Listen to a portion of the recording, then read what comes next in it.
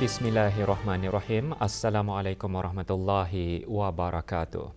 Kementerian Pertahanan kemarin mengadakan majlis membaca surah Yasin dan bertahlil bagi almarhum Sultan Haji Umar Ali Saifuddin Sa'dul Khairiwaddin, almarhumah Duli Raja Isteri Pengiran Anak Damit dan almarhum Duli Yang Teramat Mulia Paduka Seri Pengiran Muda Haji Abdul Azim.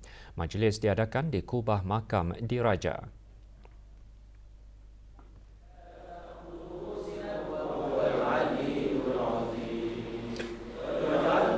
Mengetuai rombongan yang berhormat Pihin Datu Laila Raja Major Jeneral Bersara Datuk Paduka Seri Haji Awang Halbi bin Haji Muhammad Yusof, Menteri di Jabatan Perdana Menteri dan Menteri Pertahanan kedua. Juga hadir Major Jeneral Datuk Paduka Seri Haji Muhammad Hazaimi bin Pol Hassan, Pemerintah Angkatan Bersenjata di Raja Brunei. 750 pegawai, kaki tangan dan anggota Kementerian Pertahanan menyertai majlis tersebut.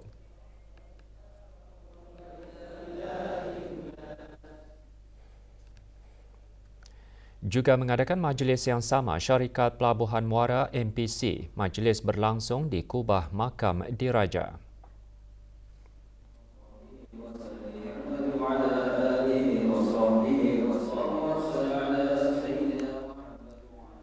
Hadir Datuk Seri Paduka Awang Haji Khairuddin bin Haji Abdul Hamid, Timbalan Menteri Kewangan dan Ekonomi selaku Ketua Pegawai Eksekutif Darussalam Asset yang juga ahli lembaga MPC.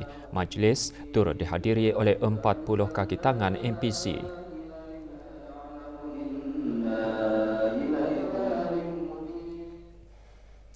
Bagi mengukuhkan ekonomi negara dan menggalakkan amalan perniagaan yang mampan, Bank Islam Brunei Darussalam BIBD melancarkan Bazar Eko Ramadan BIBD. Perasmiannya berlangsung petang kemarin di BIBD Connex di Taman Mahkota Jubli Emas di Ibu Negara. Diadakan sehingga 7 April, Bazar Eko Ramadan BIBD disokong dengan kerjasama Kementerian Hal Ehwal Dalam Negeri, Majlis Perubahan Iklim Kebangsaan Brunei, Jabatan Alam Sekitar, Taman dan Rekreasi Jastri di bawah Kementerian Pembangunan serta NGO tempatan. Eco Bazaar.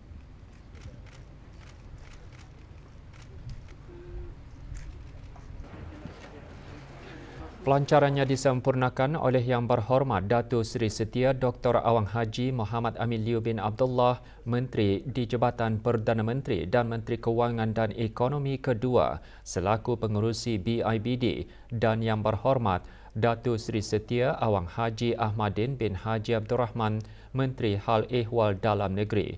Selaras dengan wawasan Brunei dan gaya hidup mampan, bazar ini menggalakkan penggunaan BIBD QuickPay untuk transaksi sekaligus mempromosi pasaran tanpa tunai.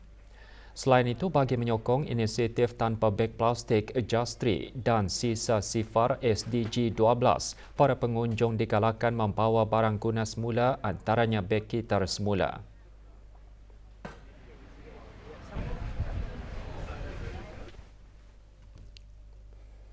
Ibadah puasa mempunyai hikmah dan rahsia yang tersendiri. Dalam bulan Ramadan, umat Islam berpeluang melipat gandakan amal ibadah, sama ada amalan-amalan fardu maupun sunnah.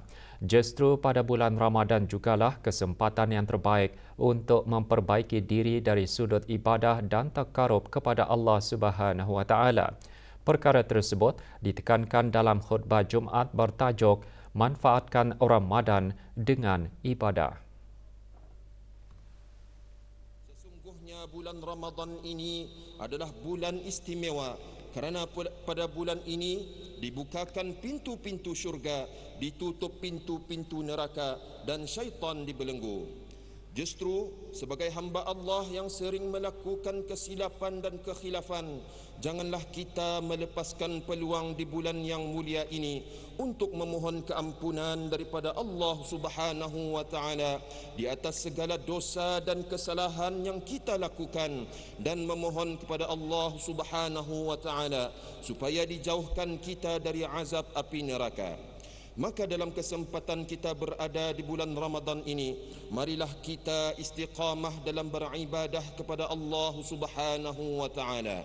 Marilah kita melazimkan diri kita dengan memperbanyakkan membaca Al-Quran, bersedekah, berzikir dan sebagainya.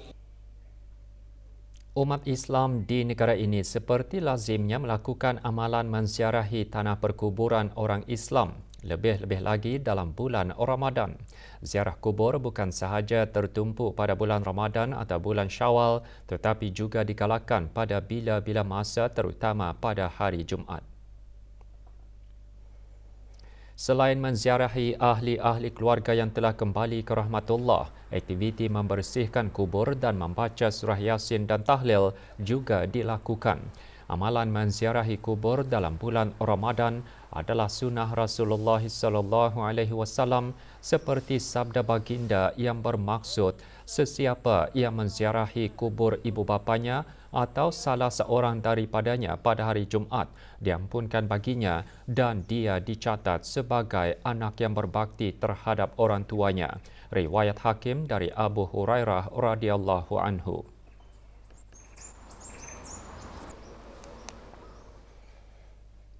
Penciptaan panel artistik gergasi yang dikenali sebagai NBD 40 merupakan projek inovatif kerjasama Kementerian Kebudayaan Belia dan Sukan dengan Kementerian Hal Ehwal Dalam Negeri dan syarikat DST sebagai rakan strategik bagi menyambut ulang tahun Hari Kebangsaan Negara Brunei Darussalam ke-40.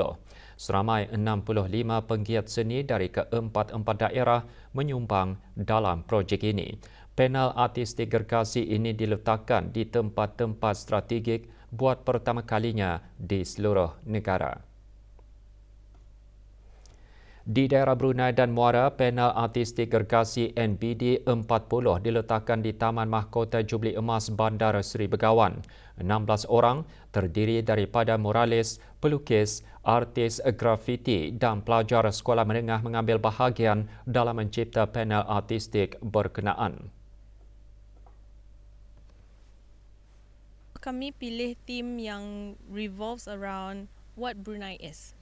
So we share some ideas lah along the way in our group that symbolize Brunei, from animals, dari makanan, dari bunga-bunga, and then dari birds even. So we got inspired from there, and then dari sana kami masing-masing illustrate that one lah.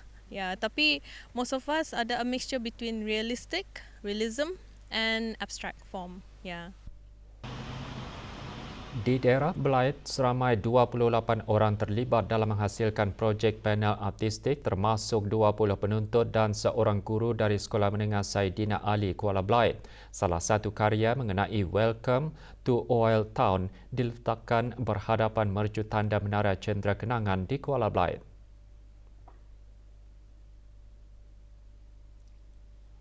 Lukisan saya ini mempunyai ciri-ciri tersebut, iaitu binatang-binatang seperti hornbill ataupun burung kenyalang atau burung enggang, burung helang, harimau dahan dan labi-labi, serta monumen dan mercu tanda yang ada di sekitar daerah Belait. Sementara itu, di daerah Tutong, panel artistik ditempatkan di kawasan jeti Sungai Tutong. Ia dihasilkan oleh 5 orang pelukis tempatan dari daerah berkenaan.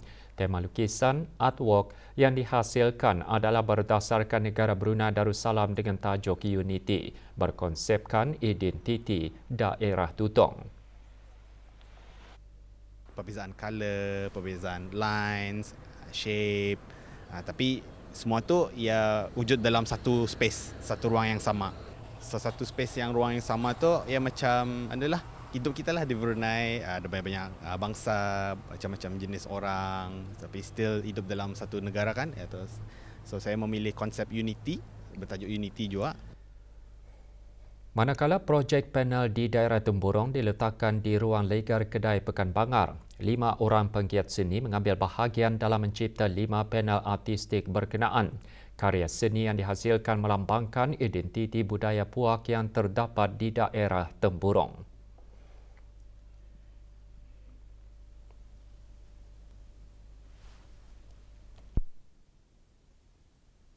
smart work ni adalah just to show yang ni puak-puak yang ada di daerah Temburong seperti Melayu, Murut, Iban dan yang lain-lain lah. Dan juga ada memasukkan juga ahli-ahli PKBN. So kira ini identiti Temburong lah.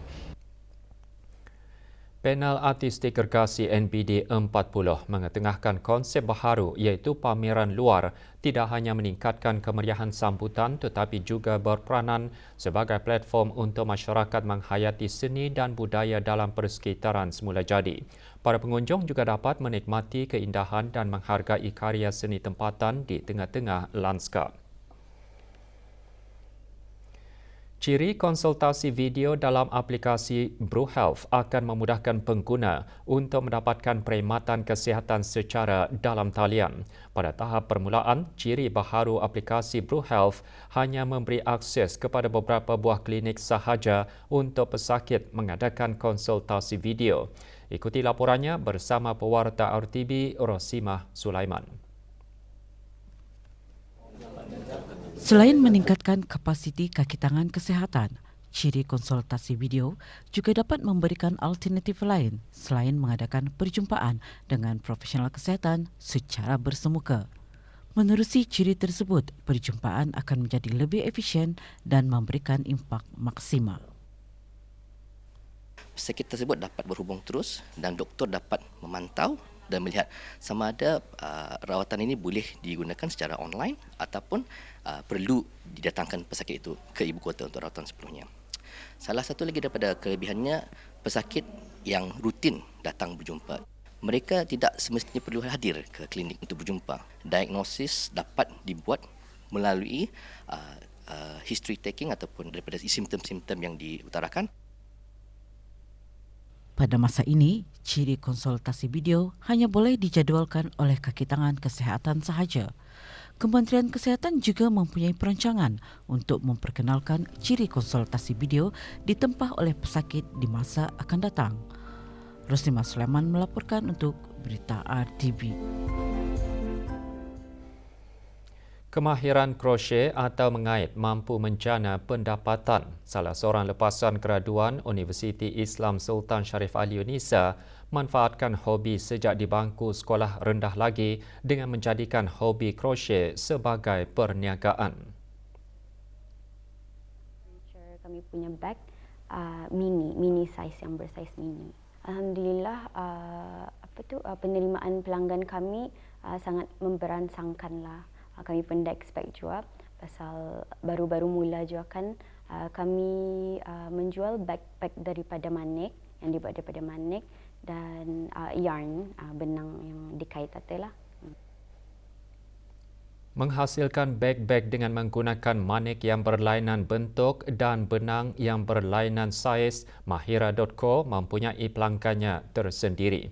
Meskipun tidak terlepas daripada cabaran perniagaan, ia menjadi satu kepuasan apabila keinginan pelanggan dapat direalisasikan. Saingan itu memang normal lah dalam bisnes. So kami cuba untuk membuat yang kelainan lah, uniknya kami punya bag atau and kami cuba bersaing secara sehat and support each other juga. Dayang Hazikah melahirkan harapan agar para belia meneruskan usaha dan tidak putus asa untuk mencuba kerana setiap usaha itu pasti akan ada hasilnya.